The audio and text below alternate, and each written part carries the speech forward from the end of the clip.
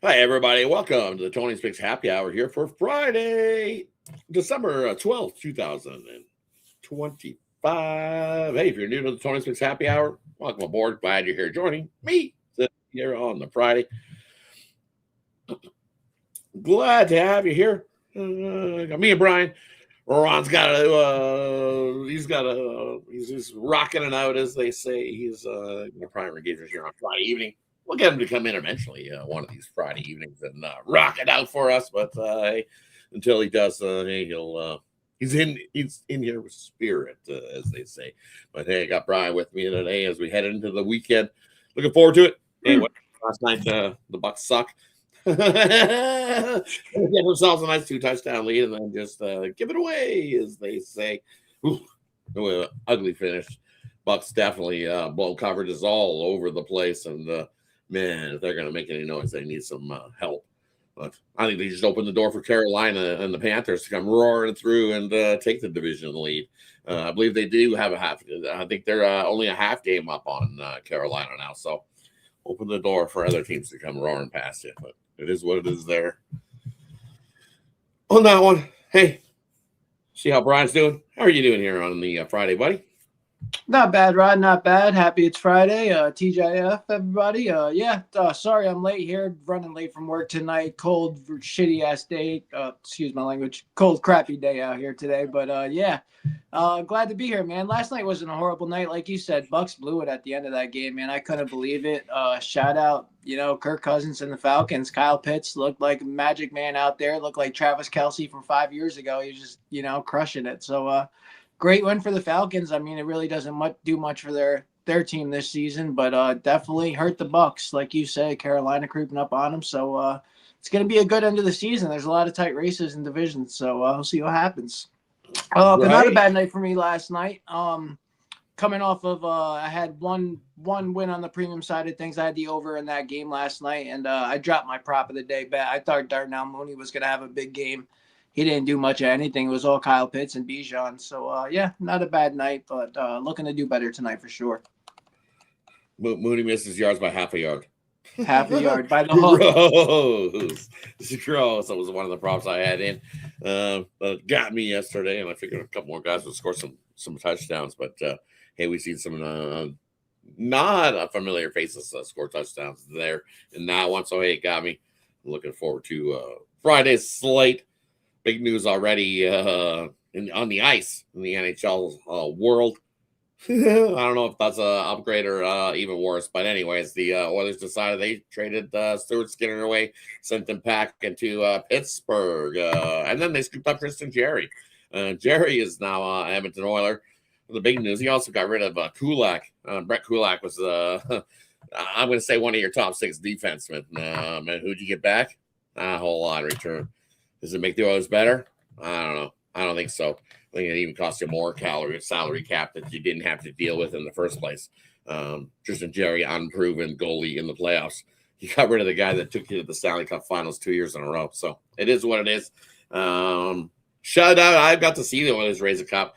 At least I got to see that. Shout out the new generation Oilers fans. But looks like they're going to be waiting a little longer because I don't think Tristan Jarry is going to be the savior in the Edmonton. Congratulations. He lives in the area. That's about all you did. You got him closer to home.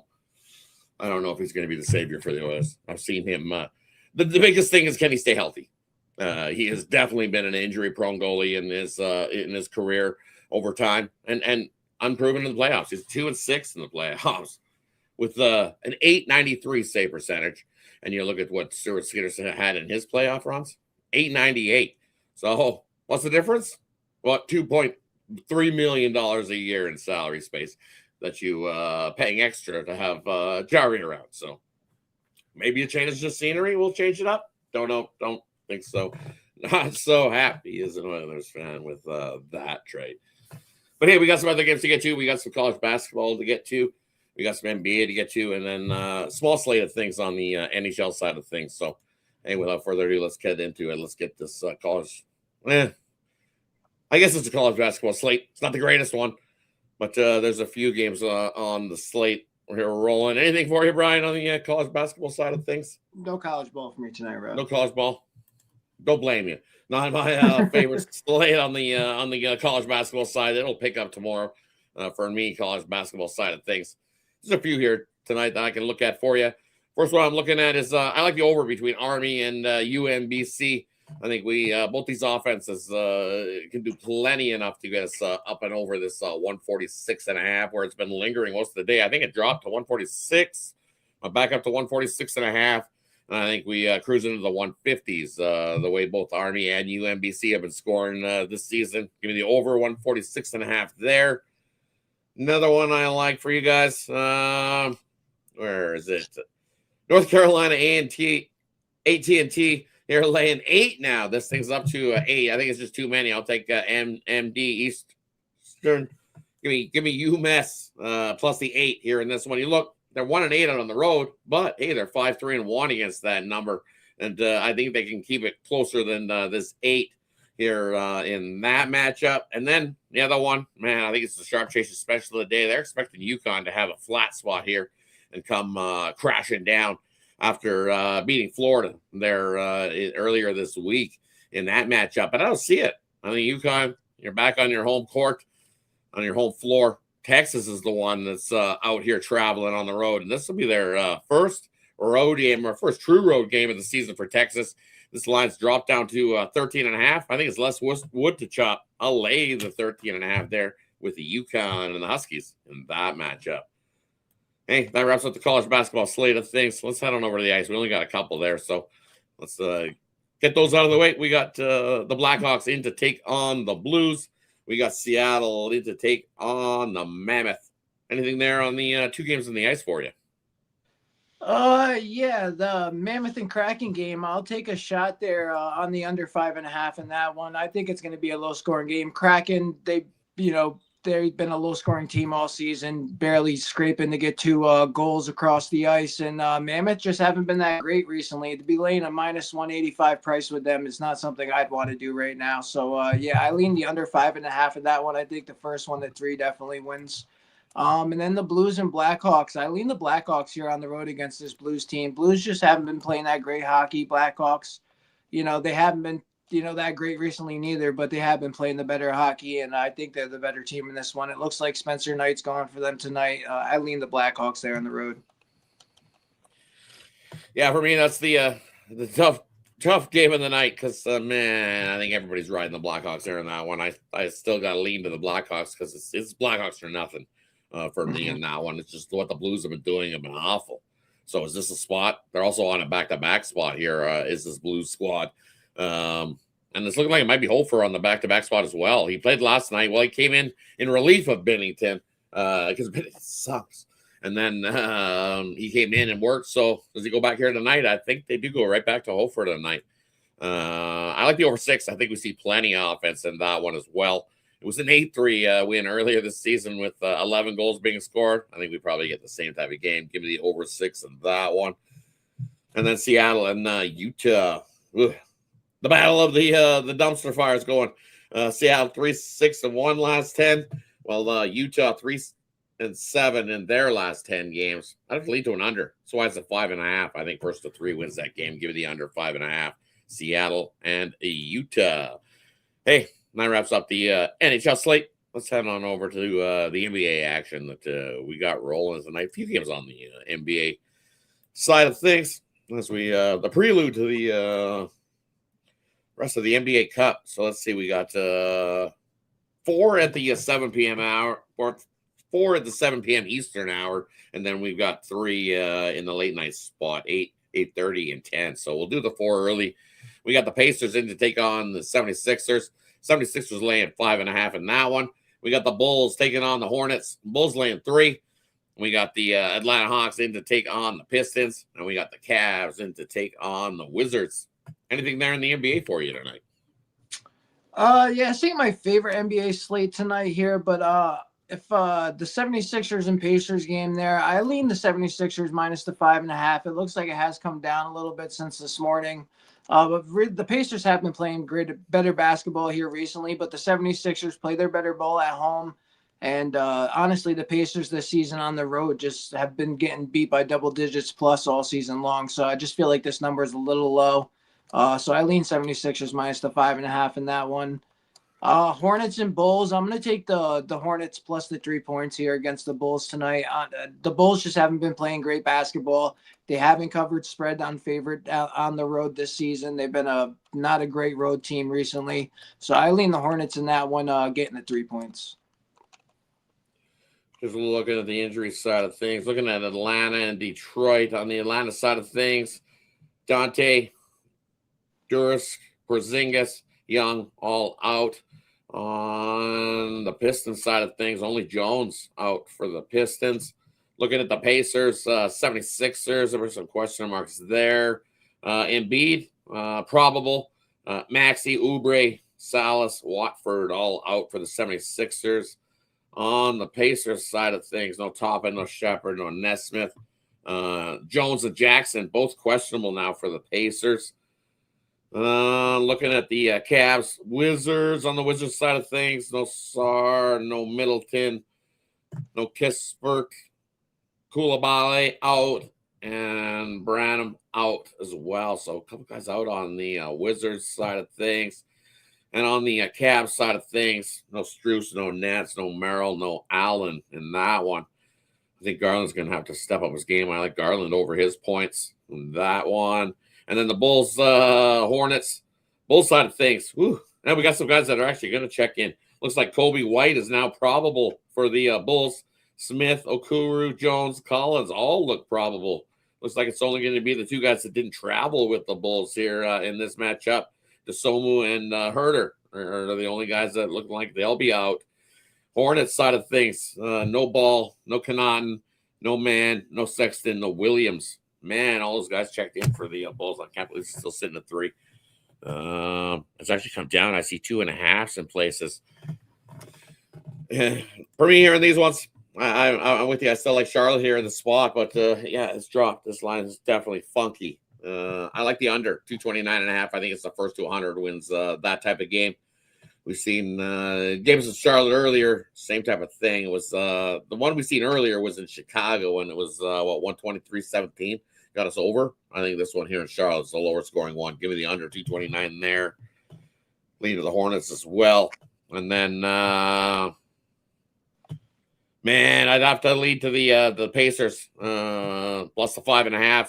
They've been the hotter team, right? It's just a funky line. I just think it's almost like they're trying to cookie into the Pacers. I'd lean to the Pacers. They have been the hotter team. 8-2, covering the spread. Definitely. And give me the over. Cleveland, Washington, no defense played. I believe that's the highest total on the board. So I'm going to take the over 245.5 there in that one. Cavs, the Wizards, no defense played. Run and gun up and down the court they go. All right, let's check out the night slate. We got Utah taking on Memphis. We got the Nets in to take on Dallas. And we've got the Timberwolves in to take on the Warriors. Let's have a quick little look. Utah side of things, only Niang out for the Jazz. On the Warriors or on Memphis side of things, we're looking at no Small, no Pippen, no Kankar, Jerome, Edey, Clark, all out. Morant, probable. And looking at Brooklyn, Dallas side of things, Irving out, Gafford doubtful, Russell questionable. On the next side of things, no Highsmith, no Cam Thomas, both out. Looking at the Timberwolves and Warriors on the Warriors side of things, no Green, no Horford, both out. On the Timberwolves side of things, no Connolly, no Ant, and Edwards is out for the Timberwolves. Anything there on the late night NBA? Yeah, I'll start right out there with that Timberwolves Golden State Warriors game. I'm gonna lean Golden State here, minus the 4.5 points against the Timberwolves. Timberwolves just haven't been playing that great a ball recently, honestly, and I just the Golden State team itself, Steph Curry back in the lineup, Jimmy Butler back in the lineup. I just think that this is a smash spot for them here at home tonight. So give me Golden State minus 4.5 in that one, and then the Grizzlies and Jazz game, same thing. I'm going to take the Grizzlies minus the 7.5 here tonight. I think this is a double-digit win. I'd take that all the way up to 10. I think this is a smash spot for them. Getting Morant back tonight, this is just where they play their better ball. The Grizzlies at home. Jazz haven't looked that great recently. They have been competitive on the season, but the Grizzlies are just an all-around better team. Should win this easily, so take that minus the 7.5. Yeah, for me in these two games, I like the Nets here. Grab the points with them. You're getting 8 here. I see with Brooklyn in this matchup. I think they can keep it closer with I guess this Dallas squad than the 8. I just don't trust Dallas here. Laying 8 at home, 7 and 8 against that number. 6 and 9 straight up is this Dallas squad. Dealing with some injuries on their own, so I like the Nets here plus the points, almost like a first to 100. I like the under there as well. And then let's see, another one I'm looking at in this block of games. That's all I like. Just that one in there. Just give me the Nets plus the 8 in the NBA action there. Hey, that wraps up the sports slate for Friday. Small card, as I alluded to, but hey, it starts to pick up tomorrow. We got the big Army-Navy game in college football. We've got there is another bowl game. It kicks off bowl season as well on the Saturday night slate, and then loaded NHL card, loaded college basketball card, and then as I alluded to earlier, hey, we got some NBA Cup games. So, hey, brings us to the player prop game in the future parlay. Leave it up to the capper to decide whatever they got for you here in this spot, and then they'll let you know what they got going over at Tony's Picks. Because over at Tony's Picks, hey, that's where you can find our bets, and premium picks are over at Tony'sPicks.com. Hit the quick link. It's in the description. Head on over to Brian. What do you got for us, buddy? Yeah, tonight over. Let's look at a little two-legger for tonight's action. Let's take the under 5.5 in the Kraken Mammoth game. And let's take the 76ers minus the 5.5. Yeah, I like those two plays tonight. Over on the site, I got one NBA best bet up for you guys up for tonight. My NBA best bet for the night. You scoop that up. Pair me up with Rod here. Use that promo code TonyT at checkout. Save yourself 15% off. Let's have a win tonight, man. Let's try to coast into the weekend winning, Have a good Friday, everybody. Definitely looking forward to the Friday slate. For me here, for everybody. I got 3-pack over at Tony's Picks. In that 3-pack is my best bet, college basketball. You can scoop that best bet up singly as well. So, hey, either you're looking for 3 or you're looking for 1, which you're looking for. Either way, head on over. Let's make some money here on this Friday. I think Friday's the best way to grab that 3-day pass. So, pair me and Brian up and have yourself a big win and weekend together. Use that 3-day pass. You get Friday, you get Saturday, you get Sunday, and I'll throw some Monday in there early enough. You get that as well. So that 3-day pass turns into a 4-day pass. So pair me and Brian up, and let's have a big win weekend together. And don't forget to use Tony T at checkout. Save 15% off as well. For me, let's do a couple little games in the future, as we'll say. I'm going to do a 2-teamer instead. Instead of a parlay today, it's tough to pull together a parlay. So I'm going to throw you a 2-teamer on the college basketball slate of things. So here, let's just head over to that for tomorrow's games. First game we're looking at on the slate for tomorrow's action, college basketball side. I'm going to do a 2-teamer for you. First game that we got up on the docket, as they say, is Marquette heading into Purdue to take on Purdue. And this Marquette's team, they suck. Awful team. 2-7-1 ATS-wise on the road. Even worse, 0-1 on the road, 0-1 against that number. Against a Purdue squad that's going to run them right off their own court. I got Purdue winning by 20+. I don't trust the Marquette squad to even keep that close. Lay it with Purdue there in that matchup. Another one. It's Saturday, so what do? We bet on Butler. Lay the 5. They got Providence coming into town to take a little visit to the Butler Bulldogs. Tough place to play in Butler. Why? 5-1 at home on the season, playing great basketball. Providence out on the road, 0-1 against the number. Lay it with the Butler Bulldogs. Second leg of the parlay. And last but not least, I'm wearing this hat for good reason. Clemson back home in Little John. They're laying 21, 3 touchdowns. Don't care. They're taking on the Mercer Bears. They're going to cover that 3-touchdown spread. Probably 3 touchdowns and a field goal. They win by 31. 3 touchdowns and a field goal. Win by 24. Either way, they get us to cover. Throwing Clemson minus the 21 into that 3-team parlay for college basketball Saturday. Hey, Thanks everybody for tuning in to the happy hour. Appreciate everybody that tunes in to the happy hour and all the content that we got here at Tony's Picks. Shout out to everybody that tunes in and joins us. We got David joining us here. Thanks. Evening, David. Kevin's joining us as well. Nicholas Handy. And yeah, Nicholas Handy, they still haven't confirmed really who's in that. It's almost like an hour to puck drop, and still no news on who's confirmed. Mhm. I'm still looking at Hofer versus Knight in that one. And looks like Carl. Looks like Vanilka gets a start for Utah, but no other confirmation on the other side of that one. So, hey, it is what it is there. Shout out Kelly. Hope you're doing good. So, hey. Thanks, everybody, for tuning in. Any final words before we head on out? No, that's it, guys. Good luck tonight and have a great weekend, man. Let's win. Let's have a big weekend. Thanks, everybody. Take care.